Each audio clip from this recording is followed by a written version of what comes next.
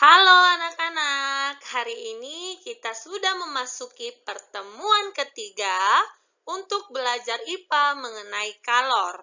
Nah, anak-anak, hari ini kita akan belajar tentang bagaimana pengaruh kalor terhadap benda. Oke, sekarang siapkan alat tulismu dan buku catatanmu ya. Catat informasi yang ada di dalam video ini karena informasi tersebut sangat penting untuk kamu. Halo anak-anak, kembali lagi dengan Ibu Ayu. Ibu akan mengajari kalian mata pelajaran IPA dengan topik kalor. Nah, hari ini kita belajar apa? Seperti yang disampaikan di awal tadi, kita akan belajar bagaimana pengaruh kalor terhadap benda.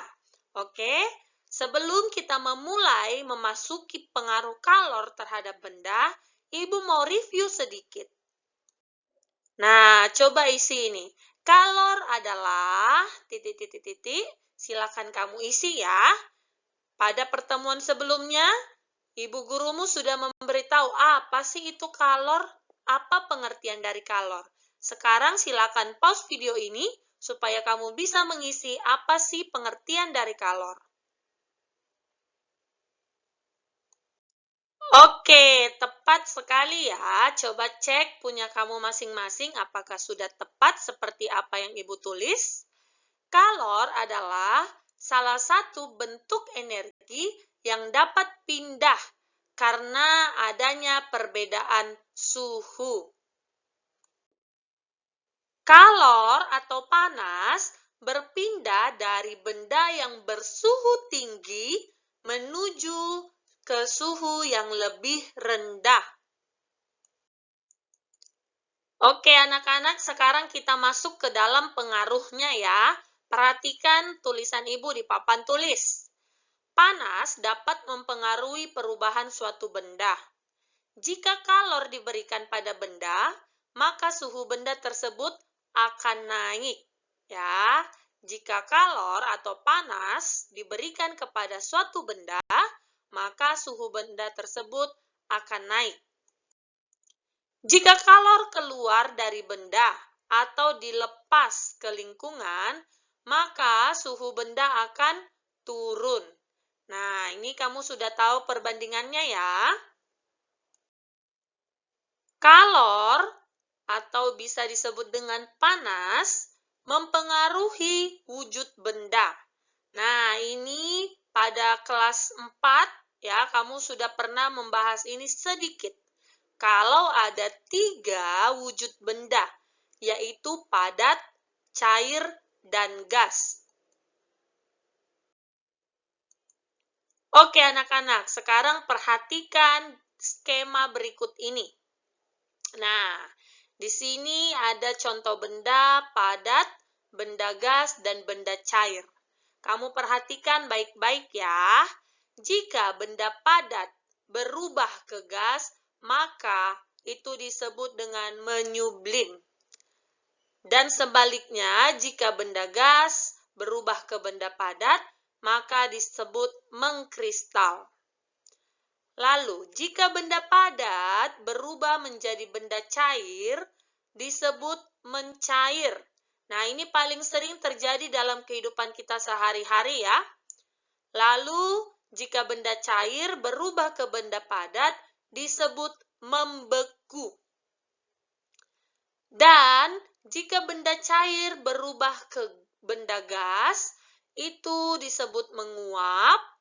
Dan jika benda gas mencair, disebut mengembun. Nah, perhatikan. Jika panah yang berwarna merah, ya, itu berarti dia memerlukan kalor.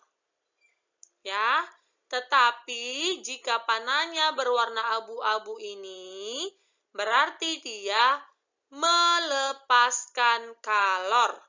Nah, skema ini sangat penting, perlu kamu ingat, oleh karena itu silahkan kamu catat di buku catatanmu masing-masing. Silahkan pause video ini. Baik, anak-anak, sekarang kita bahas satu-satu ya perubahan wujud tadi. Pertama ada membeku. Membeku merupakan perubahan wujud dari benda cair menjadi padat. Nah, contohnya adalah saat kamu menyimpan air di freezer, di kulkas yang dingin, ya. Contoh lainnya apa? Contoh lainnya adalah lilin cair yang mengeras.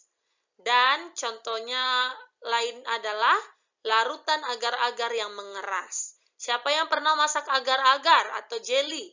Ya. Nah, awalnya kan dia mencair. Lalu lama-kelamaan dia akan mengeras. Itu merupakan perubahan wujud dari membeku. Ya. Selanjutnya, ada namanya perubahan wujud mencair. Ya. Ini merupakan perubahan wujud dari benda padat menjadi benda cair. Nah, ini sering terjadi nih di kehidupan kita sehari-hari. Contohnya lilin yang kamu nyalakan, ya, yang kamu panaskan, dia akan mencair, meleleh, ya. Lalu es krim yang kamu diamkan di ruang terbuka, yang semulanya es krim tersebut benda padat, karena kamu buat di ruangan terbuka menjadi cair. Dan mentega yang dipanaskan, yang semulanya padat, ketika diberikan api atau panas, maka dia akan mencair. Lalu, selanjutnya adalah menguap. Menguap merupakan perubahan wujud dari benda cair ke gas. Jadi menguap ini bukan menguap saat kamu baru bangun tidur ya anak-anak ya, maksudnya ya. Nah, menguap di sini maksudnya adalah perubahan wujud benda cair menjadi gas. Contohnya apa? Contohnya air yang kamu rebus. Saat kamu memasak air, ya, kamu memasak air di kompor, air yang kamu rebus itu, dan kamu biarkan, lama-kelamaan akan habis karena dia menguap, ya. Lalu, contoh lainnya adalah parfum. Nah, siapa yang memiliki parfum di sini? Parfum yang kamu semprot di ruangan itu juga memiliki sifat menguap. Dan air yang menguap ketika dijemur di bawah sinar matahari. Ya, ketika ada genangan air saja, coba lihat di teras atau di belakang rumahmu. Jika ada genangan air, nah genangan air itu bisa menguap karena adanya sinar matahari. Dan lama-kelamaan akan habis. Next, selanjutnya adalah mengembun. Mengembun merupakan perubahan wujud dari benda gas menjadi benda cair. Contohnya adalah titik-titik air di daun pada pagi hari. Coba saat pagi-pagi sebelum matahari terbit, kamu lihat di halaman, ya, lihat di pohon ataupun di bunga-bunga, apakah ada titik-titik air? Nah, biasanya kita menyebut titik-titik air itu adalah embun. Contoh lainnya adalah dinding luar gelas menjadi basah saat gelas diisi air es. Nah, pasti anak-anak pernah minum air es ya. Nah, ketika kamu melihat gelas yang sudah diisi air es, di dinding gelas tersebut, di luar gelas itu ada embunnya. Ya, ada titik-titik air. Nah, itu merupakan sifat dari perubahan wujud yang mengembun. Selanjutnya adalah menyublim. Nah, ini mungkin anak-anak jarang mendengar kata menyublim. Tapi setelah belajar di unit ini, belajar tentang kalor, anak-anak harus familiar dengan kata-kata menyublim. Menyublim merupakan perubahan wujud dari benda padat menjadi benda gas. Contohnya adalah kapur barus yang disimpan di lemari. Oke, kita lanjut ya. Selanjutnya adalah mengkristal atau bisa disebut dengan mendeposisi. Nah, mengkristal ini perubahan wujud dari benda gas menjadi benda padat. Contohnya adalah gas karbon dioksida yang dibekukan menjadi es kering. Nah, ini sangat jarang terjadi dalam kehidupan kita sehari-hari, ya. Cuman memang ada perubahan wujud dari benda gas menjadi benda padat. Oke, anak-anak, sekarang Ibu Ayu mau tanya, apakah anak-anak dulu pernah panas? Ya, pernah demam? Nah, biasanya kalau demam begini, ada alat yang digunakan untuk mengukur sudah berapa derajat demamnya. Ya, apakah alat itu? Ya, betul sekali. Alat tersebut adalah termometer. Suhu dapat diukur menggunakan termometer. Termometer menggunakan prinsip berdasarkan pengaruh suhu terhadap perubahan volume zat. Volume zat cair memuai jika dipanaskan dan menyusut jika didinginkan.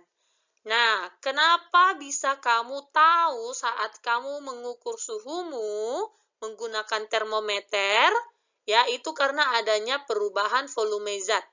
Saat kamu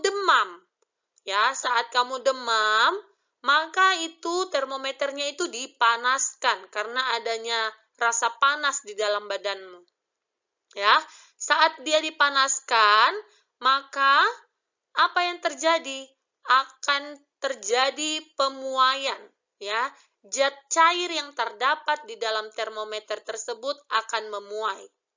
Setelah selesai kamu ukur, ya, kamu biarkan termometernya di atas meja, maka itu adalah proses mendinginkan. Saat kamu tidak gunakan termometernya, dia sudah dingin, berarti zat cair yang terdapat di dalam termometer sudah menyusut dan sudah kembali ke seperti semula. Nah, anak-anak perlu perhatikan ya, ada 4 satuan termometer, yaitu ada Celsius, Reaumur, Fahrenheit, dan Kelvin. Ya. Nah, yang paling sering digunakan untuk mengukur suhu adalah Celsius dan Fahrenheit. Dan yang di antara kedua ini yang paling sering yang mana lagi? Paling sering adalah Celsius. Coba kamu lihat HP-mu masing-masing ya. Biasanya di HP itu ada aplikasi untuk mengetahui suhu udara. Nah, contohnya lihat itu di aplikasi cuaca ya di HP-mu. Coba lihat apakah satuan termometer apa yang mereka gunakan. Biasanya itu pasti Celsius. Dan ada tanda titik atas di atasnya, bulatan kecil sebelum huruf C. Ya. Nah, itu merupakan suhunya. Coba lihat. Hari ini Kupang berapa derajat Celcius ya? Kalau di HP Ibu Ayu sejauh ini Kupang 30 derajat Celcius. Panas ya? Nah, itu merupakan satuan termometer. Nah, ini dia adalah kisaran-kisaran derajat jika menggunakan satuan Celcius, Reaumur, Fahrenheit, dan Kelvin. Ini ada kisarannya, ya, bisa kamu lihat sendiri. Oke, anak-anak, demikian pembelajaran kita tentang pengaruh perubahan wujud pada kalor, ya. Hari ini sekian dulu pembelajaran IPA kita. Don't forget ya untuk membuat tabel. Tabel apa? Tabel seperti pada pertemuan sebelumnya, yaitu tabel biru untuk hal yang sudah kamu ketahui ya, atau yang baru saja kamu ketahui tentang materi IPA ini, silakan kamu buat dalam tabel biru, dan tabel merah untuk hal yang ingin kamu ketahui mengenai pembelajaran IPA hari ini. Oke, demikian pembelajaran kita hari ini. Jangan lupa dicatat karena ini penting ya. Sampai bertemu di Zoom dengan wali kelasnya masing-masing. Semangat anak-anak kelas 5. Tuhan Yesus memberkati kita semua. Bye-bye.